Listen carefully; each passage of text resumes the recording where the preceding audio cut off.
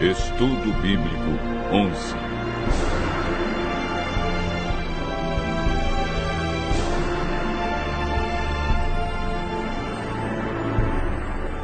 Os 6 passos da salvação. Hoje vamos aprender um dos temas mais fascinantes da Palavra de Deus: a salvação. O estudo está dividido em 3 partes: a salvação no Antigo Testamento, a salvação no Novo Testamento e 6 passos que o homem deve dar para confirmar a salvação.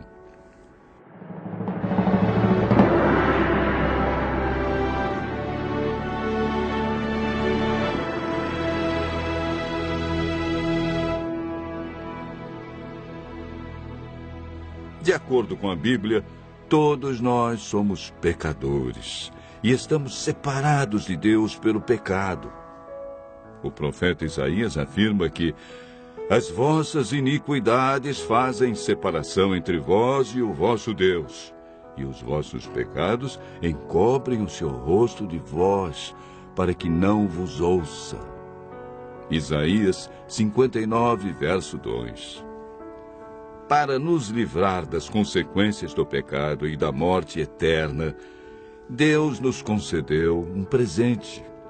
Mateus capítulo 1, verso 21 afirma: ela dará à luz a um filho, e lhe porás o nome de Jesus, porque ele salvará o seu povo dos pecados deles.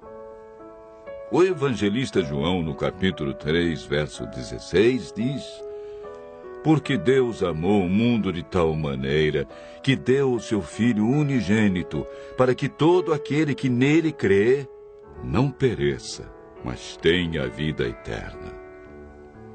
Em toda a Bíblia, a salvação é apresentada unicamente pela graça. O termo usado para referir-se à salvação no Antigo Testamento é graça. Em Gênesis 6, verso 8, lemos: porém Noé achou graça diante do Senhor. Gênesis 15, verso 6, nos fala de Abraão. Creu no Senhor, e isso lhe foi imputado para a justiça. Davi orou: volta-te, Senhor, e livra minha alma. Salva-me por tua graça. Salmo 6, verso 4.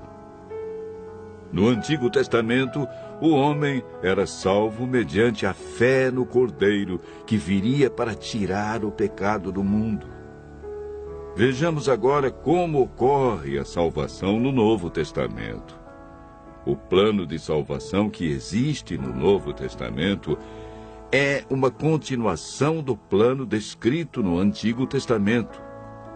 A Bíblia não apresenta uma mudança no plano da salvação.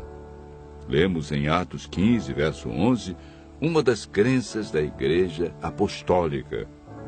Mas cremos que fomos salvos pela graça do Senhor Jesus, como também aqueles o foram. O apóstolo Paulo, em sua carta aos Efésios 2, verso 8, confirma que a salvação é por meio da graça. Porque pela graça sois salvos mediante a fé. E isto não vem de vós, é dom de Deus. A salvação foi concretizada na cruz do Calvário, onde Deus provou o seu amor por cada um de nós, sendo nós ainda pecadores. A consumação final da salvação ocorrerá na segunda vinda de Cristo. Na terceira parte do estudo de hoje, veremos 6 passos que confirmam nossa salvação. O primeiro passo encontramos em Atos 16, verso 30 e 31, na experiência do carcereiro que perguntou a Paulo e Silas: que devo fazer para ser salvo? E eles responderam: crê no Senhor Jesus e serás salvo, tu e tua casa. Não existe salvação sem crença no Senhor Jesus como o Cordeiro de Deus que tira os nossos pecados. O segundo passo é registrado em Atos, capítulo 3, verso 19. Arrependei-vos e convertei-vos para serem cancelados os vossos pecados. Toda pessoa que aceita a Cristo passa por esse processo de arrependimento e conversão, ou seja, o abandono das coisas erradas. A conversão é chamada também na Bíblia de novo nascimento. O terceiro passo é apresentado na primeira carta de João, capítulo 1, verso 9. Se confessarmos os nossos pecados, Ele é fiel e justo para nos perdoar os pecados e nos purificar de toda injustiça. Todo pecado confessado sinceramente a Cristo é perdoado. Não importa o que fizemos no passado, Deus nos concede o seu perdão, não levando em conta os tempos de ignorância. O quarto passo da salvação está relatado em Mateus 19, versos 16 e 17, na resposta de Jesus ao jovem rico. Se queres, porém, entrar na vida, guarda os mandamentos.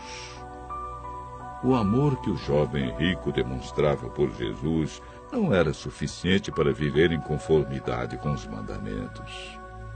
Jesus disse: aquele que me ama, guardará os meus mandamentos. O amor nos motiva, cria em nós o desejo de obedecer. Quando amamos verdadeiramente a Jesus, descobrimos que os seus mandamentos não são pesados. O quinto passo é apresentado em Marcos 16, verso 16. É uma declaração de Jesus. Quem crer e for batizado será salvo. Quem, porém, não crer será condenado.